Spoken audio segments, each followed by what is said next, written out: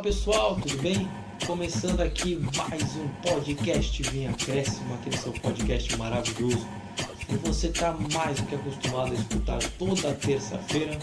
Comigo, Luiz Felipe, jornalista e apresentador deste maravilhoso podcast do canal Vinha Acréscimo. Então você já escutou aqui a entrada e vamos começar aqui falando obviamente do Campeonato Paulista, mas quem não sou eu que vai dar o resumo, não sou eu, vai ser a dupla dinâmica aqui, que vai ser o Vitor Oliveira e o Vinícius Souza. Então, Vini, vou começar contigo como sempre. Como é que você tá? Tudo bem? Salve artistas, futeboleiros e damas, tudo bom com vocês? Opa, o campeão voltou, hein? Eita, São Paulo saiu da fila depois de anos. Mas quem que sou eu pra falar do São Paulo e do Palmeiras, sendo que o setorista que eu vou apresentar daqui a pouco, sendo que eu apresento o Santos e o Corinthians. Em resumo, Corinthians não jogou, mas apresentou técnico. Opa! Mas aí temos o Santos que perdeu do The Strongest e ainda decide a sua vida na Libertadores contra o Barcelona de Guayaquil, fora de casa. Barcelona que é o pesadelo santista. Mas para falar de São Paulo e Palmeiras, vai o setorista do cabelinho mais liso do que meu tênis em dia de chuva. Fala aí, moleque de Gelsinho. Fala aí, Vitão. Boa noite, Vinícius, Luiz, um prazer estar aqui. Olá pessoal que nos acompanha. É isso. Parabéns São Paulo, né? Primeiramente, foi uma conquista merecida, tudo. E o Palmeiras não fique com esse sentimento que tá tudo errado. Não, ganhou bastante, mas também tem a vitória e a derrota, né? Então não significa que tá tudo errado. Foi um percalço. Na próxima eles vão conquistar um título. Então é só isso. Na hora que o Vini falou está mais liso que o meu e ele deu uma pausa dramática, eu realmente fiquei preocupado e eu ia pedir pro editor cortar essa parte. Mas como seguiu, deixa quieto, vamos continuar aqui. E agora a gente vai falar sobre o assunto mais comentado desse último fim de semana, pelo menos aqui em São Paulo, que foi o título do Campeonato Paulista, que o São Paulo, depois de 15 anos, voltou a conquistar. Então, vamos aqui já começar com a entrevista do Crespo. Teve muita alegria, muito meme, se divertiu, justíssimo. E depois a gente vai escutar também, quando eu chamar o Vitor para falar do Palmeiras, a gente vai falar do lado perdedor da história, que foi do Abel Ferreira. Então vamos lá.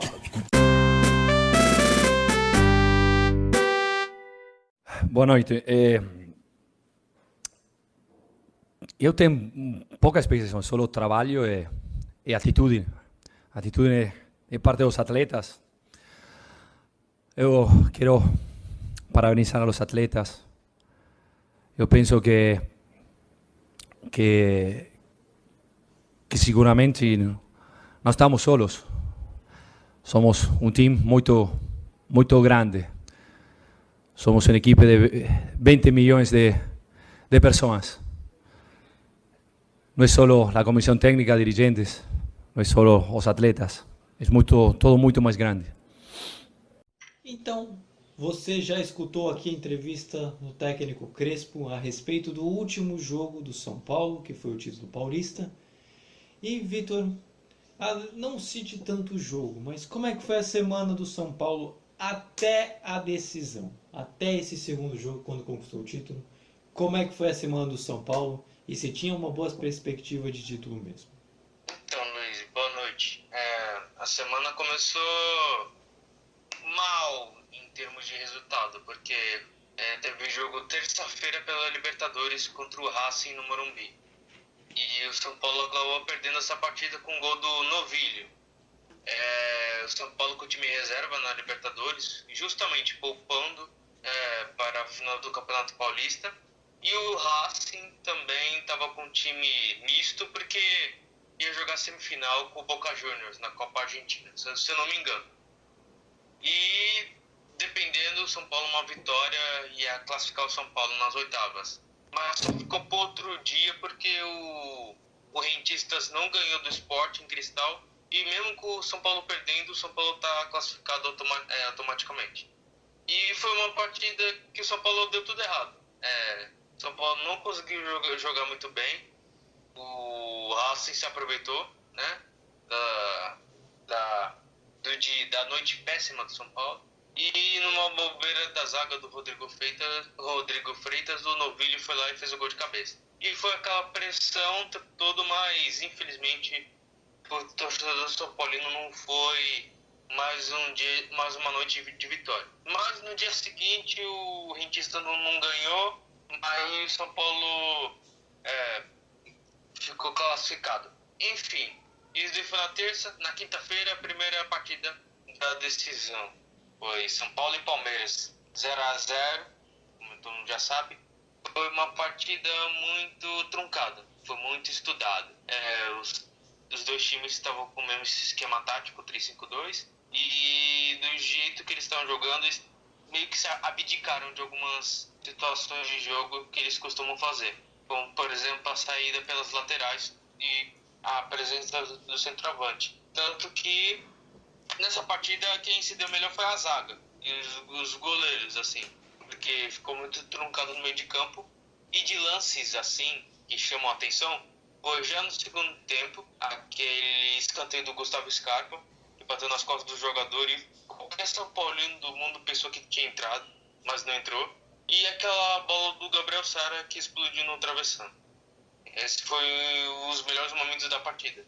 E o lado positivo do São Paulo nessa partida é que perdeu o Daniel Alves e o Benítez machucados. Enfim, aí já indo para a segunda parte, para a final, aqui domingo, ficou no domingo, São Paulo 2-0, o do Luan e do Luciano. Tudo com L, você não percebeu, enfim. Foi o primeiro tempo, estava indo justamente a primeira partida da final. Então, o primeiro tempo chato, truncado, as equipes se estudando, tudo. E estava muito difícil penetrar na defesa adversária. Tanto que o único jeito de furar essa retranca é um chute de fora da área, contando com uma pitada de sorte, que foi o que aconteceu. O chute do Luan e desviou no Felipe Melo e matou o goleiro Everton. Dali saiu um novo jogo. Aí o São Paulo se aproveitou mais ainda das oportunidades, aquele nervosismo acabou e o Palmeiras teve que abrir seu jogo, dando o contra-ataque do São Paulo. O São Paulo teve algumas escapadas, tudo, e o Palmeiras só ficou no chuveirinho, consagrando a defesa do São Paulo. Tanto que numa jogada muito boa, muito inteligente do Rodrigo Nestor, que ele cruzou o gol do Luciano, fechou o placar. E ainda tinha uma bola do Gabriel Sara, só que o Everton teve méritos e defendeu a bola que era gol feito, falando assim esportivamente. No resumo, o São Paulo foi melhor, assim, na segunda final, que na primeira final foi bem truncado. Os dois times tiveram bons tempos, mas o segundo jogo o São Paulo jogou melhor. E o Palmeiras ele ficou um pouco apático. E foi um título merecido por tudo que o São Paulo fez no Campeonato Paulista. É isso. Então agora a gente vai colocar a entrevista do Abel Ferreira falando sobre, nesse caso, do derrotado nessa grande final, que foi o Palmeiras.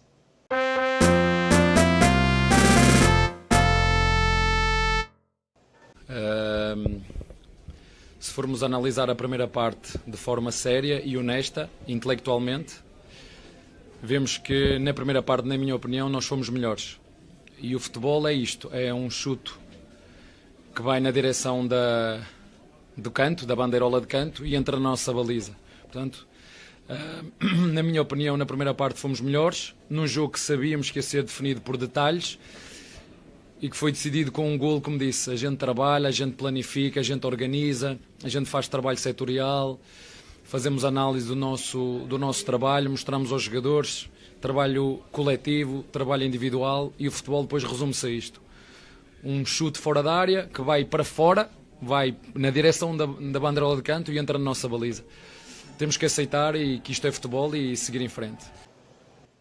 Então agora, Vitor, o outro lado. Como é que foi a semana palmeirense e o que essa final representou para o Palmeiras de negativo, já que não conquistou o título? Ou se tem lados positivos também? Então, Luiz, começando pela semana do Palmeiras, também perdeu pela Libertadores no mesmo dia que São Paulo. Esse dia foi conhecido por todos os brasileiros terem perdido na Libertadores. São Paulo, Santos, Palmeiras, perdeu de 4-3 por Defensa, no Allianz. Foi uma partida muito disputada. Palmeiras com time misto, também visando a final da Libertadores. O Defensa e Justiça, comparado com a última partida que fez contra o Palmeiras, estava mais encorpado.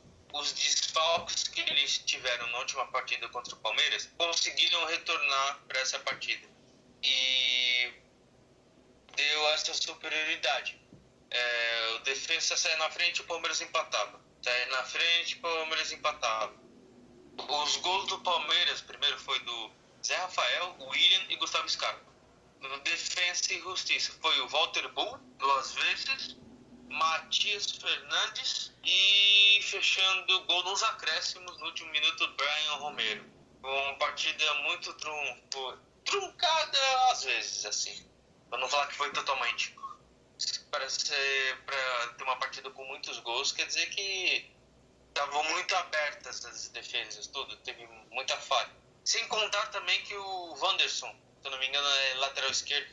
Lateral do Palmeiras, ele levou vermelho.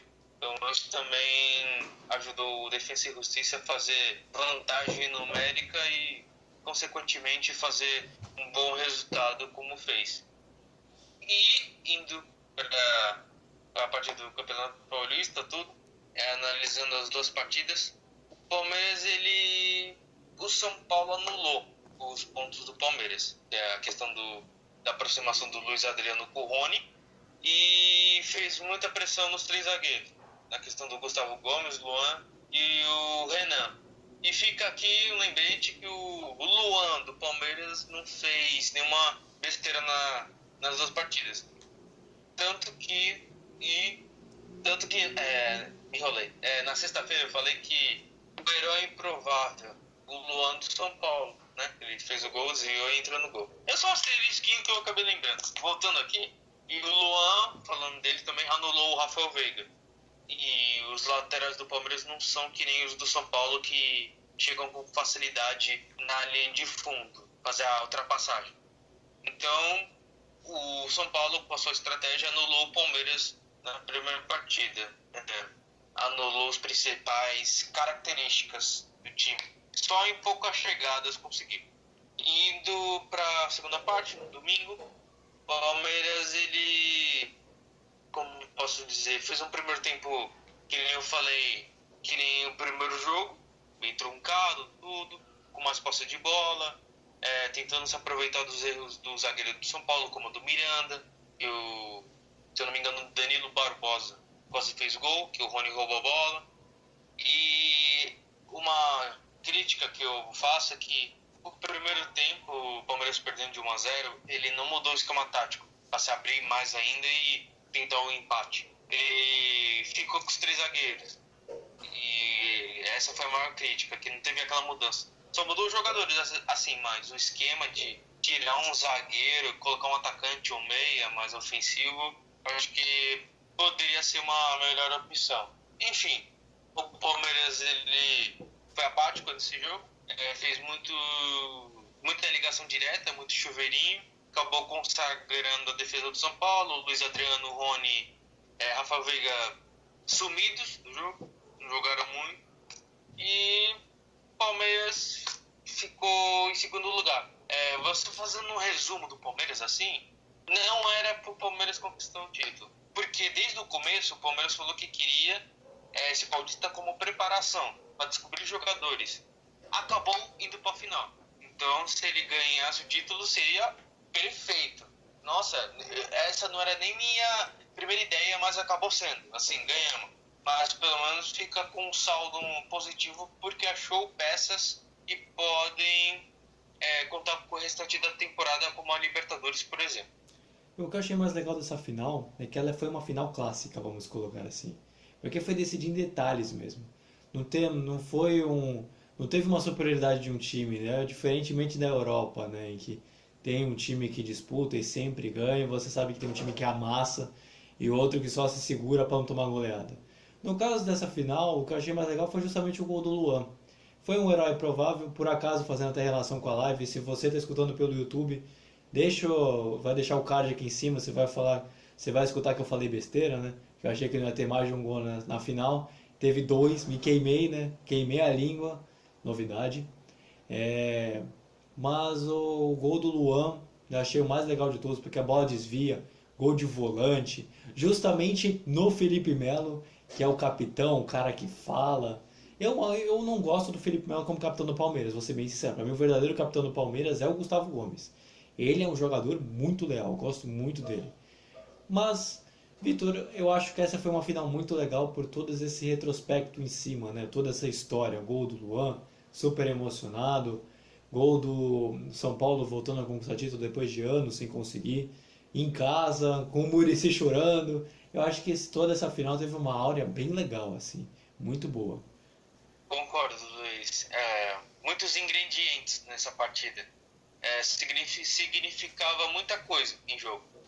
E é bom você ver esses relatos, né? A questão do Luan, era improvável, né? Que ele só marca, né? E ele acabou fazendo um gol de fora da área, tudo. Questão dos meninos de Cotia, do Igor Gomes e Gabriel Sara, tudo que então, viram tudo isso, batalhando. O Reinaldo, né?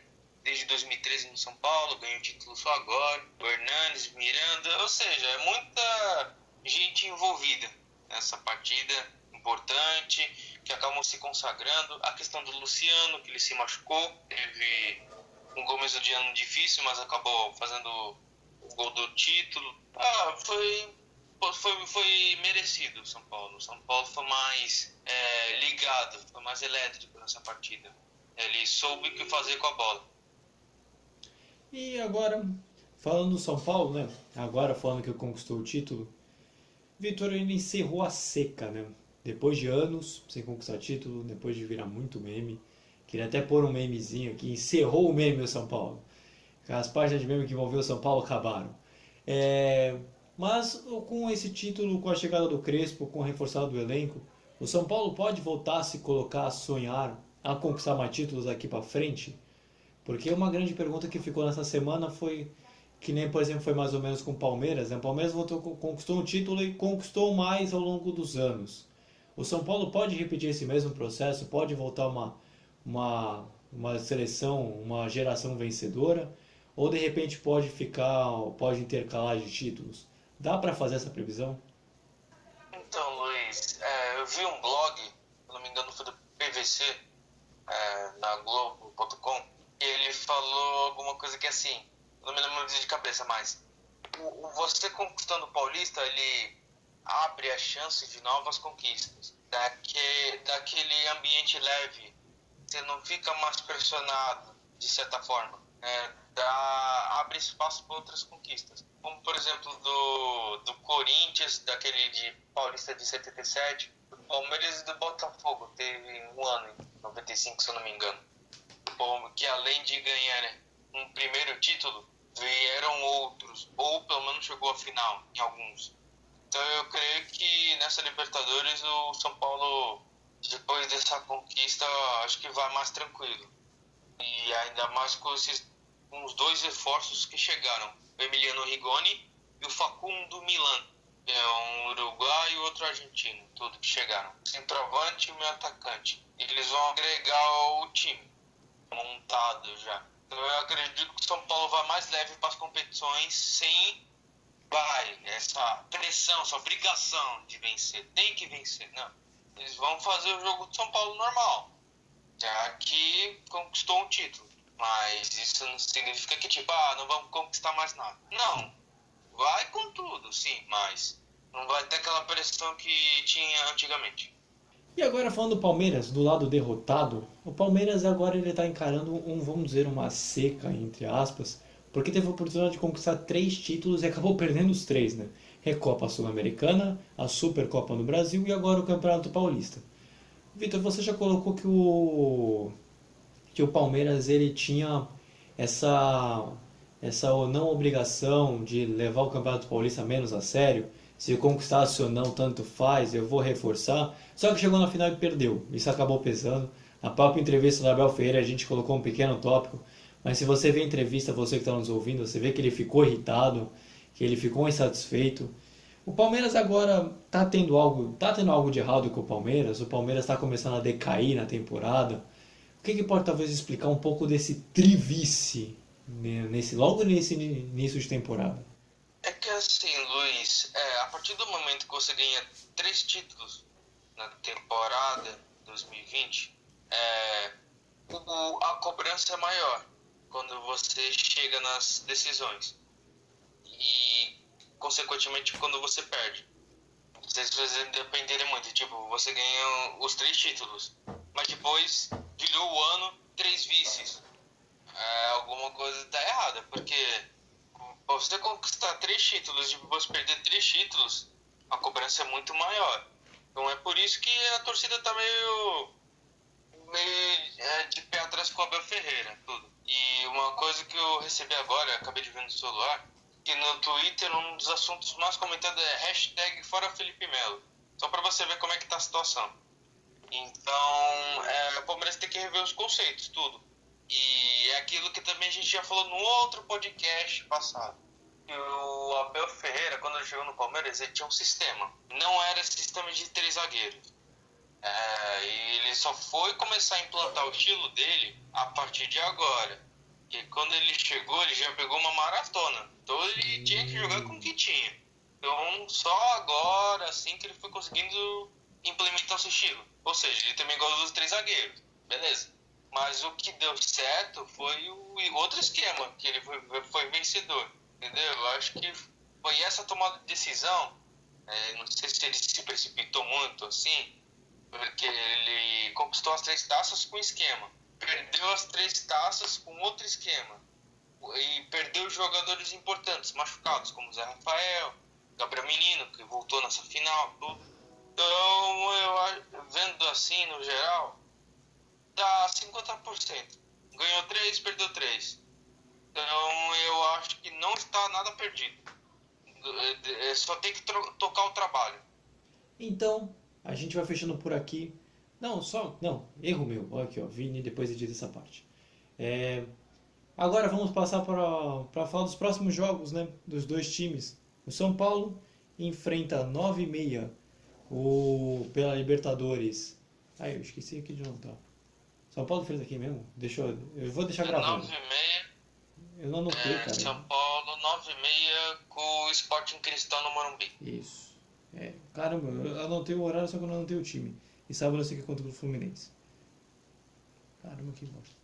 Então, Vini, vamos começar em 3, 2, 1. Edita a partir daqui. O São Paulo enfrenta pela Libertadores 9h30 no meio de semana o Sporting Cristal. E já vai levinho, né? E depois enfrenta o Fluminense pela estreia do Campeonato Brasileiro. Sim, ele vai voltar. O Fluminense 9h30 no sábado. Então, Vitor, o que esperar desses 2 jogos do São Paulo agora leve e solto com essa conquista do título paulista? Então, eu creio que agora, terça-feira, vulgo amanhã, São Paulo vai com o time misto. Não acredito que o São Paulo vai com os titulares amanhã depois, né, do que aconteceu no domingo. Eles vão ser preparados para a estreia do Brasileirão. Já que o São Paulo está classificado, tudo, na Libertadores, eu creio que o São Paulo vai com o time reserva ou o time misto. E vai tentar fazer um bom jogo para garantir o primeiro lugar. É aquilo, garantindo o primeiro lugar, na questão das oitavas de final, o adversário não é tão papão. Mas, primeiro lugar, segundo lugar no Libertadores, o time é difícil mesmo, independente da posição. E na questão do Fluminense, tudo, vai pegar um grande time, fez final contra o Flamengo, no Campeonato Carioca, e é importante largar bem com os 3 pontos no Brasileirão. E agora, pra gente realmente fechar, falar do Palmeiras e seus próximos jogos. O Palmeiras vai enfrentar o Universitário, um dos times mais fracos do grupo, às 7. E domingo vai enfrentar, aí é jogaço, o Flamengo, às 4 horas da tarde. Então, Vitor, o que esperar desses 2 contrastes de jogos para o Palmeiras nessa Libertadores? Então, já que você falou isso, é uma coincidência. Porque o São Paulo vai enfrentar o Fluminense. Palmeiras e Flamengo É o quê? Final do Carioca contra a final do Campeonato Paulista? Que é isso? Que coisa bonita. Mas falando aqui do Universitário, o Palmeiras já está classificado na Libertadores, a situação está muito boa. O Palmeiras na Libertadores, tudo com folga. Então eu acredito que o Palmeiras também não deve ir com o time titular, tudo vai dar aquela descansada, marota, se eu posso dizer essa palavra. E contra o Flamengo, é aquilo, vai ser um jogão. Quem ganhar essa partida vai largar muito bem o campeonato, porque é uma partida que pode decidir título, a caminhada de ambos os times no Brasileirão. Então, quem largar bem nessa partida tem um adversário a menos para concorrer ao título. Então, agora a gente fecha aqui esse assunto final do Paulista. Assunto bem longo, bem denso, a gente sabe. Mas fechamos por aqui, que agora o Vinícius deve estar dormindo, né? E agora eu vou falar com ele sobre o Corinthians e aí depois a gente fecha com o Santos também. Então vamos lá. A idade do adversário, buscamos ter um pouco mais a posse, criar situações e tentar converter o máximo possível, estar concentrado o jogo inteiro. Eu acho que a equipe conseguiu encarar a partida inteira de uma mesma forma, não baixou o nível, independente disso, isso foi importante. O momento dos atletas ganhando confiança para a sequência e aguardar o que vai acontecer nos próximos dias do clube. Estamos esperando as definições aí para a sequência, em questão de brasileiro, Copa do Brasil. Então você já escutou o áudio aqui do assistente que está no lugar do Mancini, que ficou no lugar do Mancini desde que ele foi demitido. Vini, vamos falar da semana do Corinthians, porque tem assunto, tem bomba, tem novo treinador. Mas antes, como foram os jogos ou o jogo que o Corinthians fez durante a semana? Ai, Luiz. No fim de semana passado eu me decepcionei com o Corinthians, que perdeu pro Palmeiras em plena Itaquera. E no qual culminou na demissão do técnico Wagner Mancini, que fazia um bom trabalho, só que andou despencando ultimamente, conseguindo 2 eliminações em menos de uma semana, uma vergonha até. Mas com Fernando Lázaro como interino, o Corinthians foi lá no mercado achar um novo técnico. Só que enquanto isso, o Corinthians tinha que jogar uma partida contra o Sport Huancayo na Sul-Americana. E o Corinthians não deu outra, meteu logo 5-0 para os caras ficarem espertos.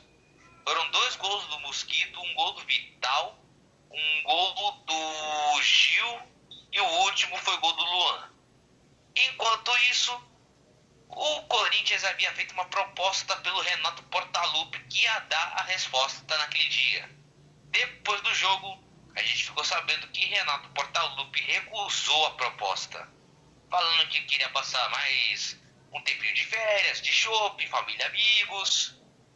E surgiu uma notícia de que ele estava curtindo as férias no Rio de Janeiro e que também estava aguardando uma proposta do Flamengo para treinar o time rubro-negro. Só para você ver a tamanha desconfiança do time do Rogério Ceni, hein? Mas continuando. Depois do jogo, houve rumores de que o Corinthians iniciou umas conversas com o técnico estrangeiro. Algo que não acontece no time do Corinthians, que desde a época do André Sanches eles não queriam contratar técnico estrangeiro, mas mesmo assim, o Corinthians iniciou as conversas com o Diego Aguirre, em São Paulo, Atlético e Internacional. Mas Diego Aguirre recusou a proposta falando de sem denominador comum, alguma coisa assim. O técnico complica também, é só falar, o salário foi entrave, foi não sei o que, mas tudo bem. Enquanto isso, nesse mesmo sábado, o Corinthians havia iniciado as conversas com o já anunciado técnico Silvinho, que foi anunciado ontem, no domingo. E agora será Silvinho o técnico do Corinthians aí, tá ok? O Silvinho será apresentado na terça-feira como técnico do Corinthians, vai ficar nos camarotes de Itaquera que era para acompanhar o jogo do Corinthians e River Plate do Paraguai, que será o último jogo do Corinthians na Sul-Americana, e que aí Silvinho vai comandar o Corinthians no próximo fim de semana, quando o Corinthians estreia no Campeonato Brasileiro contra o Atlético Goianiense. Prossiga, Luiz. Só antes de falar do próprio Silvinho, a gente estava conversando sobre o Renato Gaúcho, a gente até citou aqui na live, e sobe o cardzinho de novo se você tá vendo pelo YouTube da nossa live que a gente fez na sexta, que a gente fez no nosso Instagram, que deixa o nosso Instagramzinho aqui bonitinho. O Renato Portaluppi realmente recusou o Corinthians e ficou muito pé na cara de que poderia, que ele estava querendo uma resposta do Flamengo, e que ele recusou porque queria treinar o Flamengo, e que falaram que se ele até falou depois que se treinasse no Rio é ser unir o útil ao agradável. Ele realmente recusou o Corinthians porque ele está pensando em assumir o Flamengo e ele vê essa possibilidade? Se talvez de repente não tivesse essa possibilidade de ter assumido o Corinthians? Isso repercutiu muito esse assunto. É verdade, né? Eu tô com a galera, eu fico nessa teoria também. Se de repente não tivesse o Flamengo, eu tinha assumido o Corinthians. E você, Vini, você como setorista, o que você acha? Então, Luiz, o Renato Portaluppi recusou o Corinthians por causa de algumas coisinhas, de uns detalhes ou outros que foram apresentados para ele.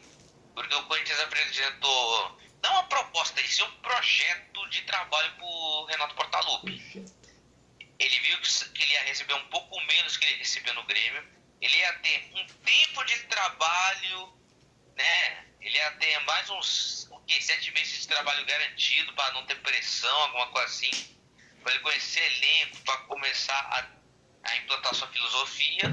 E também ele queria algumas coisinhas, assim, não assim ter casa, alguma coisa assim, mas sim recuperar novos jogadores. Mas não foi o caso. O Renato Portaluppi havia dito em entrevista que queria descansar mais um pouco, porque ele andou de muitas viagens, andou fazendo muitas coisas, entendeu? Aí ele quis passar mais tempo com a família, mas quando teve essa entrevista que ele fez, quando ele estava marcando os pés na calçada do Maracanã, já deu para deduzir o porquê. Ele estava no Rio de Janeiro já esperando que o Flamengo, por exemplo, desse uma proposta para ele assumir enquanto o Rogério Ceni estiver lá.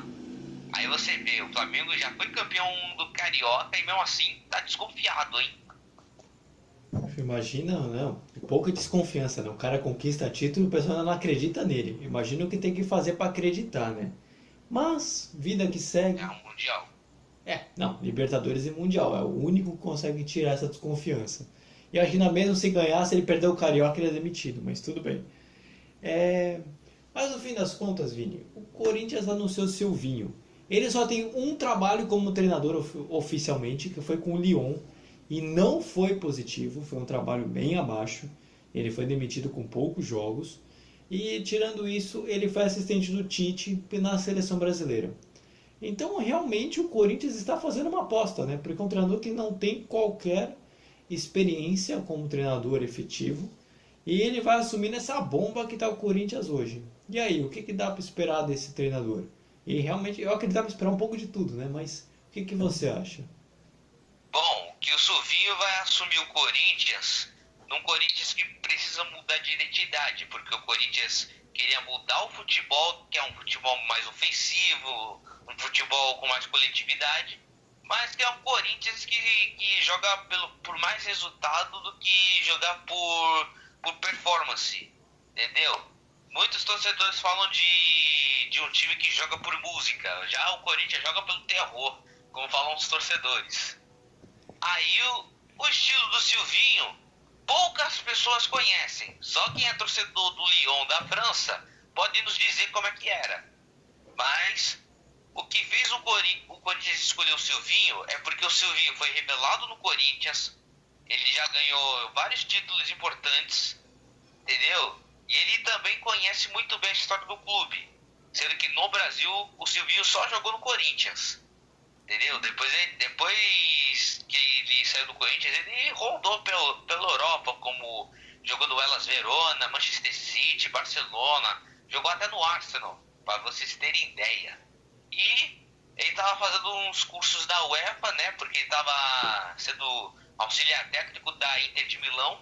Concluiu seus cursos, daí no seu primeiro trabalho no Lyon foi muito abaixo do que o esperado.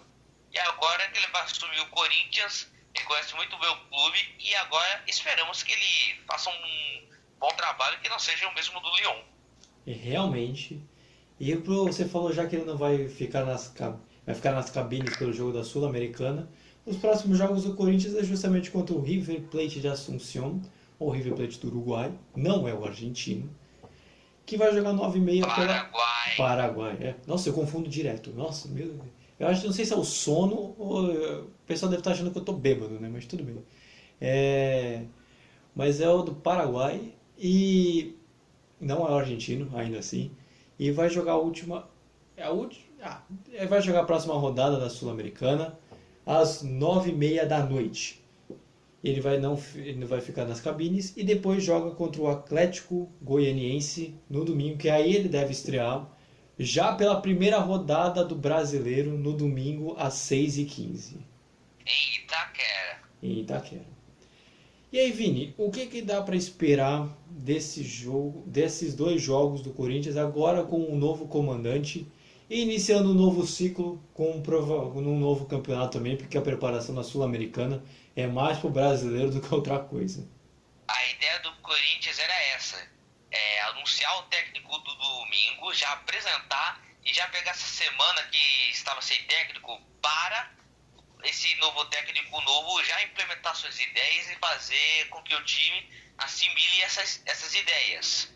O Silvinho, por exemplo, vai ser apresentado na terça, ou seja, vai ser apresentado amanhã, 10h30, e nem sabemos ainda se ele vai comandar algum treino ou alguma coisa, mas algo me indica que será o Fernando Lázaro mesmo, que vai ficar no time interinamente comandando os treinos. Mas depois do jogo contra o River Plate, obviamente que o Silvinho já vai dar sua palestra, vai dar suas primeiras palavras aos jogadores, e contra o Atlético Goianiense, aí a gente vai ver esse novo Corinthians da era Silvinho. Então, aqui a gente fecha o Corinthians e vamos ver como é que vai ser a era Silvinho no timão. Enquanto isso a gente vai noticiando. E agora vamos passar para o Santos, que não teve um bom resultado também. E vamos ver agora como está a situação santista na Libertadores.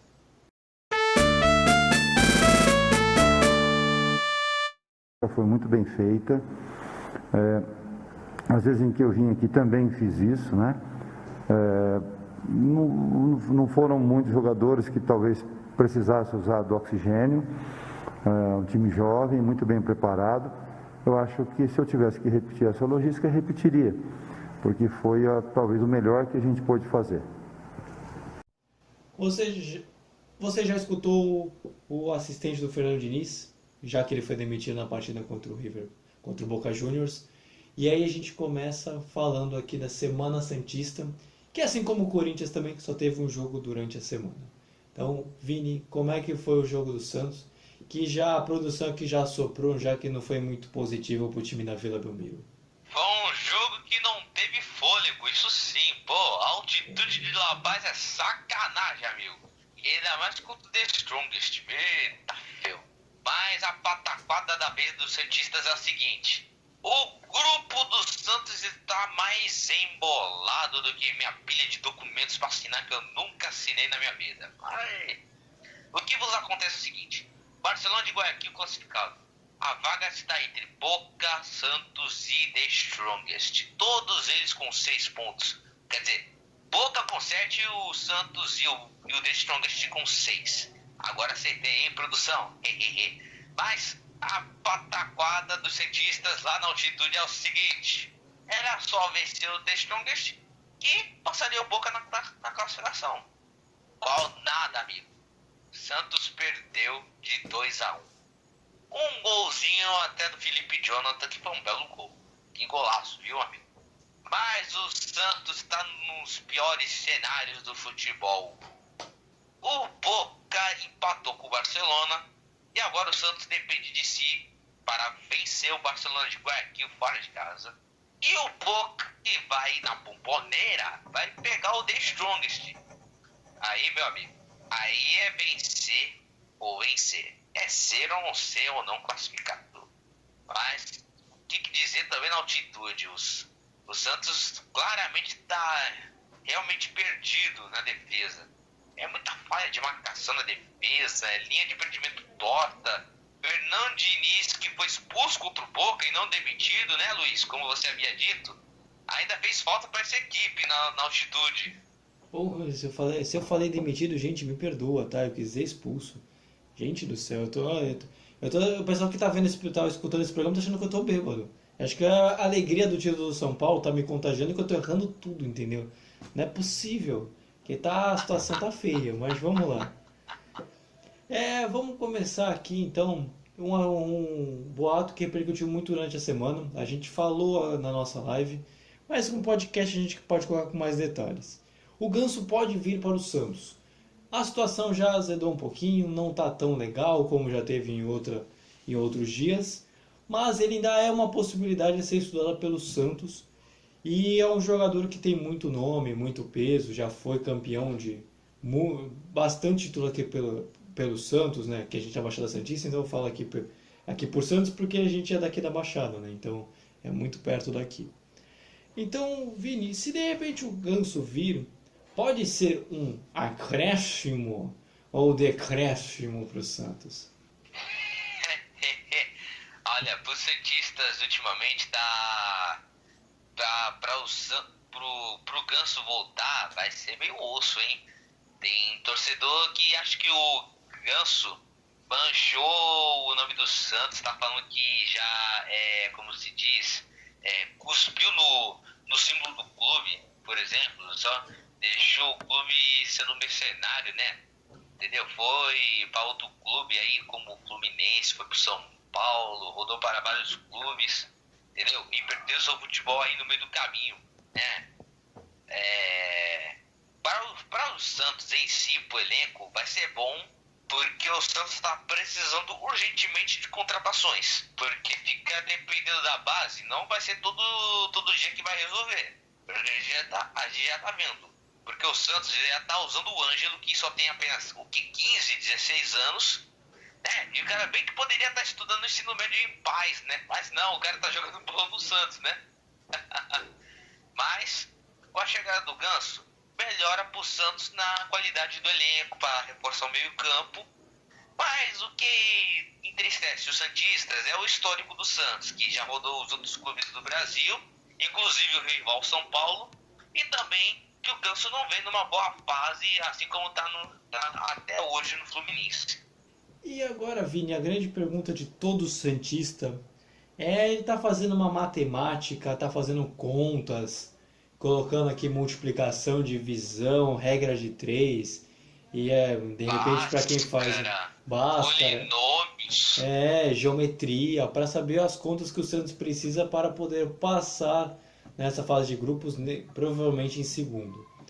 Então o Santos ele precisa vencer o Barcelona de Guayaquil em Guayaquil e depois esperar que o The Strongest ganhe do Boca na Argentina, ou pelo menos que aconteça um empate. Não são resultados tão prováveis, é possível de acontecer, com certeza, mas não é muito simples. Então, assim, o que o Santos precisa fazer, além, para depender de si, né, somente de si, para conseguir ganhar? Porque o Barcelona é o líder do grupo, não é tão fácil assim. Tem uma solução mágica que de repente possa tirar? A não ser que o dinizismo caia com força lá no Equador, né? Porque o Santos está em um dos piores cenários de todos os clubes da Libertadores. Porque se o Barcelona ou o Boca tivessem ganhado a partida onde um dos dois estavam se enfrentando na última rodada, o Santos ia dar uma moleza para essa última rodada. Entendeu? Era só vencer e contar com tropeço. Por exemplo, se o Boca vence, por exemplo, se o Barcelona vencesse e o Boca não, o Santos só dependia de uma vitória simples, entendeu? E contar com o tropeço do Boca.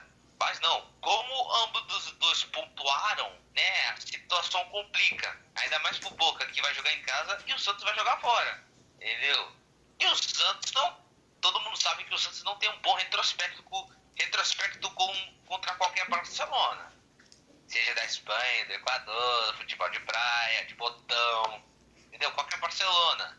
Só que, né, a solução dos santistas é o seguinte, é a classificação que está em jogo, e aí eles têm que fazer um jogo do CARAI, né? Só para não poder falar negócio Do caramba. do Pronto. caramba, né? Pronto. Só pra não poder falar outra coisa. É. E também que 5%, agora é moda, viu, Luiz? Que 5% é muito pros santistas, viu?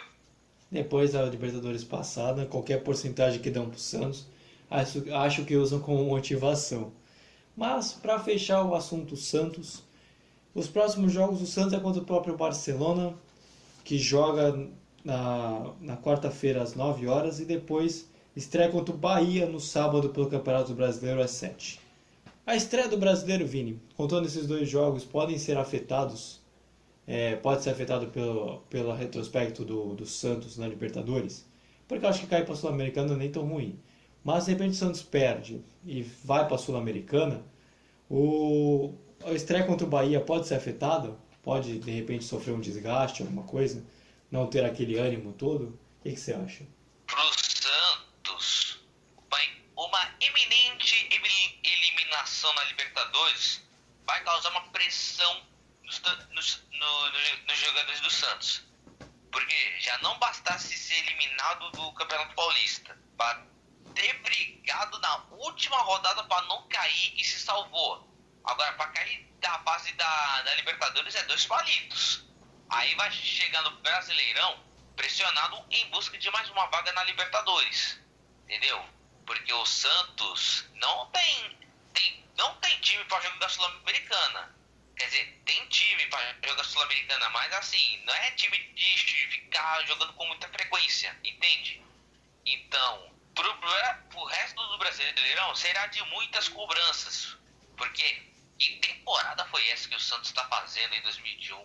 Mal sentiu o gosto da vice-colocação na Libertadores e tá caindo na primeira fase, aí é osso, entendeu? Sem contar também a Copa do Brasil, que eles vão pegar o Cianorte, né? E será logo na semana que vem. Fazendo aqui o nosso fechamento agora, antes de tudo eu gostaria de agradecer ao Vitor e ao Vinícius por terem feito mais esse programa, terem participado comigo. A você que nos ouviu, esse maravilhoso podcast, obrigado por ter escutado, apreciado o nosso debate aqui esportivo.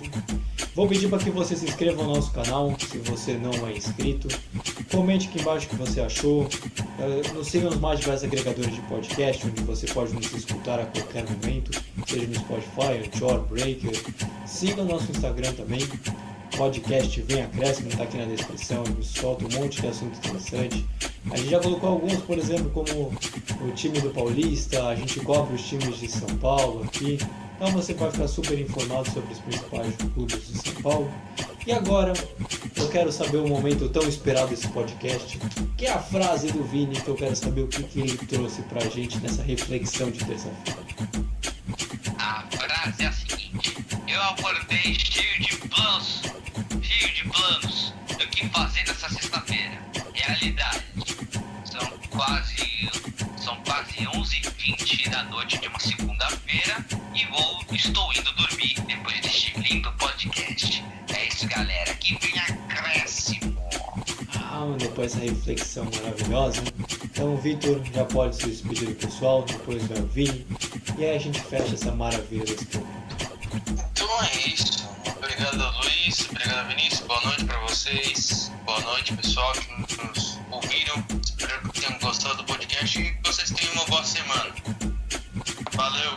Então, Vini, seu momento também, e aí a gente vai ficando por aqui.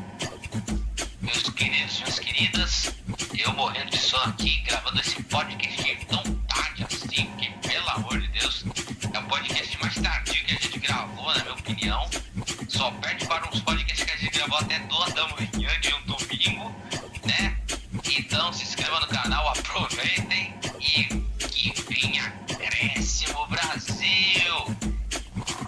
Então, galera, vamos ficando por aqui. Então, fui! Tchau, Brasil! Tchau, Brasil! Que Vem venha acréscimo! Que venha Acréscimo! acréscimo!